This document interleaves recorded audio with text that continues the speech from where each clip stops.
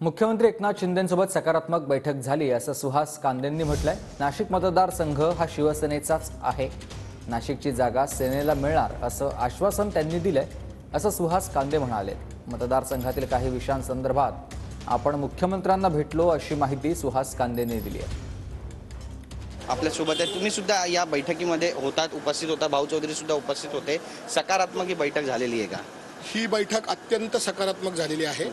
हा मतदारसंघ पारंपरिक शिवसेनेचा आहे। अजून 5वा टप्पा असल्यामुळे ह्या सर्व उमेदवार 5व्या टप्प्यातल्या ह्या उशिरा डिक्लेअर होणार आहेत।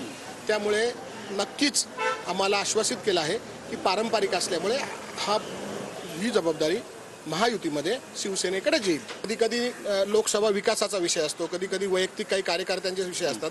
प्रत्येक वेळेस आम्ही फक्त उमेदवाऱ्या मागायला नाही तर आदरणीय आमचे सचिव भाऊ चौधरींबरोबर आम्ही काही मतदारसंघाचे विषय होते, काही पक्षप्रवेश होते, त्यासाठी आलो। नक्कीच, पण छगन भुजबळ देखील त्या जागेसाठी दावा करतायत। मला असं माहीत नाही, परंतु लोकशाहीप्रमाणे प्रत्येकाला उमेदवारी मागण्याचा अधिकार आहे। त्याच्यामध्ये भुजबळ साहेबांनी मागितली असेल तर मला वाटतं ते काही वावगं नाही। समन्वयानं तोडगा निघेल आणि हेमंत गोडसे यांनाच उमेदवारी दिली जाईल, कारण त्यांनी प्रचाराला सुरुवात केली। कार्यकर्ता म्हणून हे अपेक्षित आहोत आणि एक शिवसैनिक म्हणून हे अपेक्षित आहोत आणि आमच्या अपेक्षा पूर्ण करतील असे एकनाथ शिंदे साहेबांनी आम्हाला आवर्जून सांगितलेलं आहे। त्यावर आम्ही बांधलेलो आहे। नक्कीच, एक शेवटचा प्रश्न आहे, महायुती धर्माची जी आहे आठवण वारंवार करून दिली जाते, याचं पालन करणार जर समजा निर्णय बाजूने आला नाही? आदरणीय आम्ही शिवसेनेत काम केलं, आमचा पक्ष आदेशावर चालतो।